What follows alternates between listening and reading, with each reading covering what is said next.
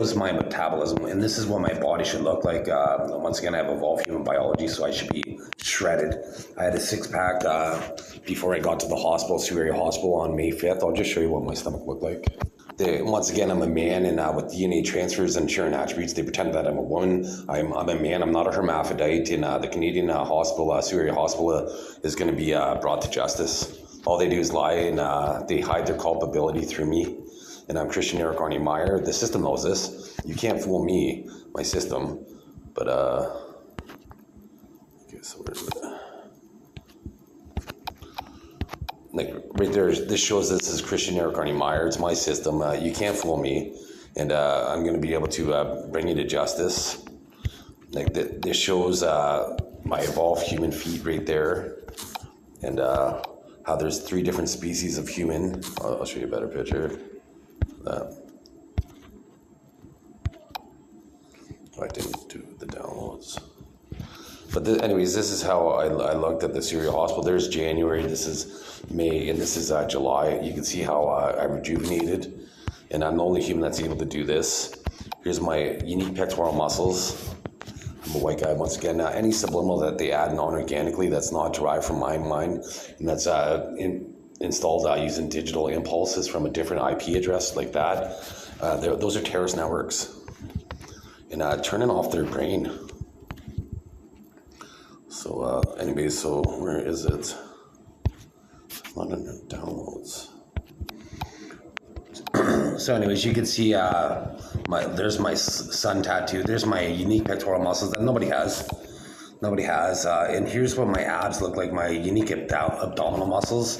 There's my son once again. I have unique abdominal muscles. I had a 6-pack before I got to the hospital. Now, the Canadian government didn't allow me to have a 6-pack until I was 46 years old. I couldn't dunk a basketball. They didn't let me dunk a basketball until I was 36 years old. Here's the proof of that right there. And that's all the penis heavy. They hacked me. And now I'll just show you how they violate my human experience. I'll show you how my urine was a brown color. And then normally it's golden, but since I've been in the hospital most of sometimes it was clear, and I didn't really correlate it. I thought I just drank too many fluids that day. But my biology is so efficient, since I do have evolved human biology, most of my urine should be clear. If not, they're using DNA transfers and attribute sharing to simulate that I'm somebody else. So I'll just show you this proof here. Because I'll show you all how the Canadian government violates me. And I'm going to be able to seek, I'm going to seek asylum eventually, but I'm going to embarrass, I'm not really going to seek asylum. I'm going to just embarrass the Canadian government legally in court. And then, first I'm going to go to another country and then get an x-ray or computed tomography test, and then embarrass Canada. And then I'm going to get my kingdoms. So I'll just show you here first, before I show you the urine, since I stumbled across this video first. This is last summer. Look how dark my skin was. I'm a Caucasian, I'm a white man. Look how dark my pigmentation was. It was so dark that I had a document. Okay, so this is 2024, Tuesday, August 13th, 2024, and look at how brown they're trying to make. So the thing is, with my camera couldn't do it justice with it. I mentioned this on film, that the camera doesn't do it justice, how dark my skin was. And I'll just show you after this video, like I've had maybe 20 minutes of sunlight since May outside, and I have more shorts, but I still have a tan from last summer. Me fucking brown on my knees, just right here. Just right here. There's goes white. And then non-Caucasian. Look how dark. Look how brown that is right there. My skin never got that fucking brown. They're changing pigmentation in my skin. Especially right there. Look at right there. And then down here. I'm gonna go back there. Look on the side, on the inside of my right leg, my knee here. And then non-Caucasian. Look how brown that is right there. My skin never got that fucking brown. They're changing the pigmentation in my skin. And then down here, and then look how dark it gets down here, and then my white skin, Caucasian again, as brown as you possibly could get for being a white person. Look at right there. So this is what the Canadian government does to me. They exploit me, and they pretend secretly they pretend I have evolved biology to justify they declare war on my body all the time. They try to doing all that to me, and but then officially they pretend I'm just a regular person. Right? So they need to be brought to justice. They're a terror network, and so I'll just show you here. So you can see this is, most people don't have clear snot. And if you look at any toddler, they always have green mucus. Any toddler with a... So when you'll see the, I'll just show you this here first of all. Oh, actually, I told you I would show you my skin. So here you can see my tan from last year, and you can see my white skin here. My white skin and my tan from last year. I haven't lost my tan yet. And if you look at my pictures, like you can see here how I still have blonde hair. And my hair normally goes this color in around November. And but in the summertime it gets bleached blonde like this. But last winter my hair didn't change. And I wore a hoodie all the time, and my hair didn't change, and my hair continued to stay blonde because I wanted it to, and people edited my DNA in my brain, hacked my brain basically to facilitate that. Because I'll just search here, because I could even request in the future, right, when I see the Canadian government with the Freedom of Information Act, you'll see how little I've been outside. They have an activity room where people do go outside, but I've been outside less than 7 times since May, because I'm too busy trying to get evidence against the Canadian government, trying to build my case. Do Caucasians lose their tan during the winter? I did every winter up until this winter, winter 2024, 2025. Yes, Caucasians typically lose their tan during the winter months. This is because the amount of UV radiation in the sun decreases, leading to a reduction in melanin. So every time my voice changes, somebody's hijacked my body right there. Leading to a reduction in melanin and production in the melanin sites, cells that produce pigment. Since the melanin is responsible for skin color, less melanin means lighter skin tone. The skin cells that were previously tanned gradually mature and shed, resulting in gradual lightening of the skin. So that's pretty strange that I haven't lost my tan. So there's that, and so on my arm, I didn't post it in this video, but on my arm, I had 3 different pigmentations on my arm. And it's because the Canadian government exploits me, because it's not like, I'll show you right here.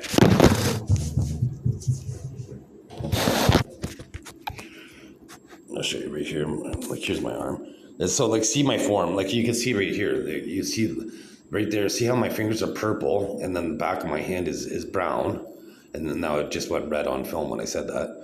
And so that's when they connect. That's what they connect to me. Right there, that's the Canadian Terror Network worldwide.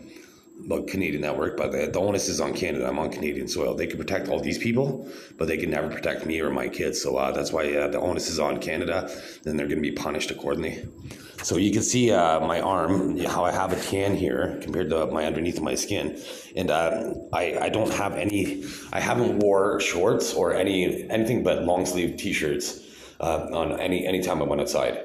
So it's impossible for me to get a tan, and the fact my forearm, right here, like, so you can see, like, when I'm tanning, it's not like I'm like tanning part of my arm underneath like that, but I had 3 different skin tones on my arm last summer. 3 different skin tones. The Canadian government just violates me. You can see this is my urine. I have this urine stashed in Toronto, actually.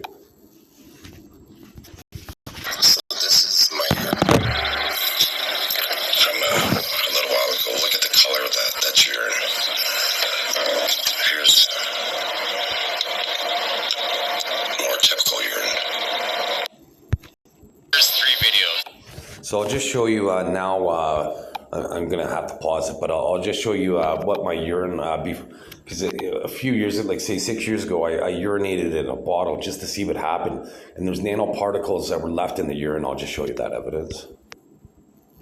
because the computer was able to pick it up and not bring those perpetrators to justice.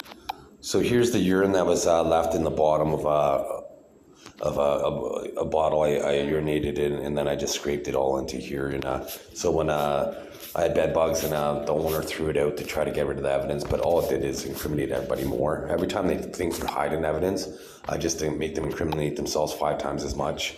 So anyways, here's a subliminal here, and this was in my residence on Cora Road. My name's Christian Eric Garney Meyer, and so anyways, people pretend to be me, and so they have a profiling system. You can see right here, there's a profiling system. Once again, I'm Christian Eric Garney Meyer. This was in Asheville, like on the sidewalk in Toronto, and I'm complaining about parasitic humans, and you can see my last name's Meyer, and this book is about parasitic alien race. A Parasitic Alien Race by Stephanie Meyer. And when I Google searched my name, I stumbled across that book. It was a clue for me to find out. She wrote it in 2018, and I found out in she wrote it, she wrote it in 2008, and I found out in 2018, basically. So here's computer-assisted telepathy. YouTube is possible. That means people could listen to your thoughts. It's scientifically proven. And but this technology, they could do some remote monitoring of things. And I have evolved human biology, so the Canadian government justifies violating my human experience because they want to scientifically exploit me. That's why they changed my pigmentation, and that's why my urine looks that color. In 2017, I urinated blood. Here's proof of it, me urinating blood, which would have indicated bladder cancer. They try to expose me with cancer all the time, and here's how much disease the world has manufactured since 1984. All they do is cause problems. And so I'll just show you here. So with this here, this is the BAM 100, US patent 918-60712. It's called the BAM 100. And you can see medical data in an old cell phone with an antenna. It's an old cell phone once again. When I say cell phone, they try to pretend it's a smartphone, like this is a new capability, but this has been around since the 90s. That's a cell phone from the 90s. And so anyways, they can see what your vision's doing. So that means they can watch see what your eyes see.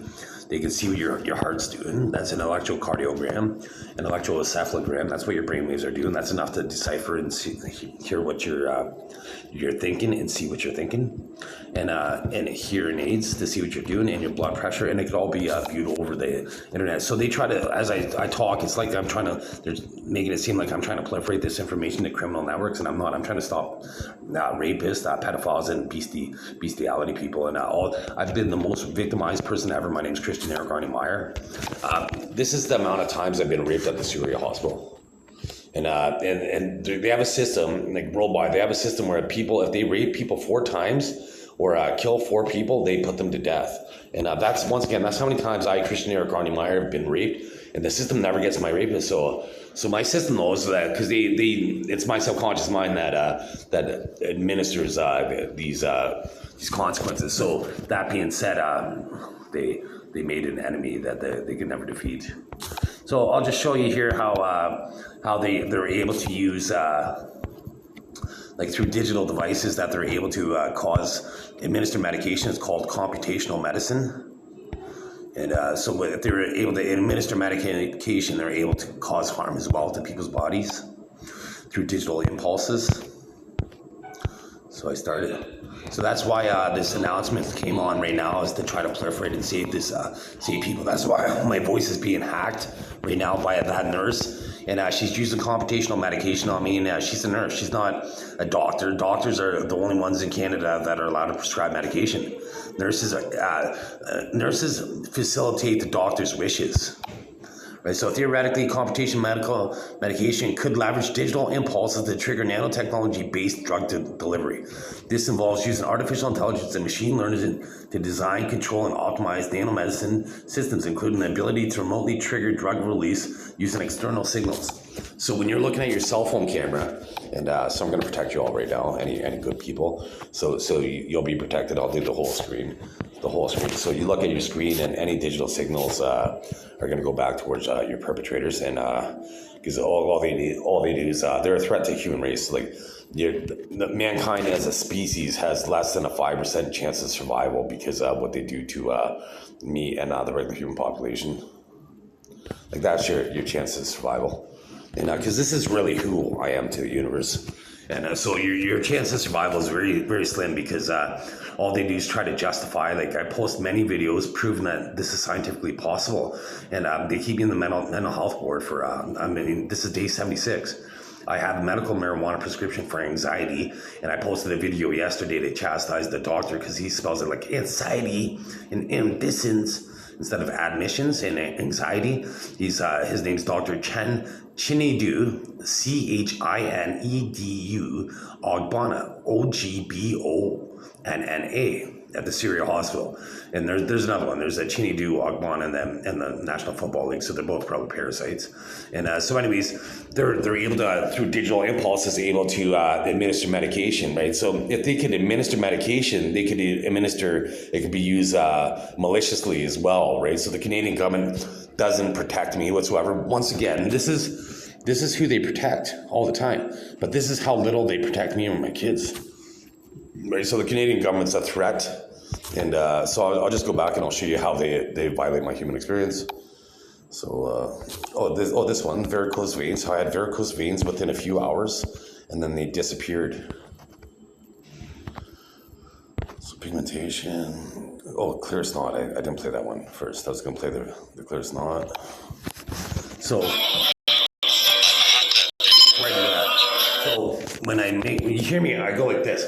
I make that sound, and then when I show the camera on the ground, it looks like I spit on the ground. But you could hear me making that noise now, like you hear me making that noise sound with my nose, and then it's spit on the ground.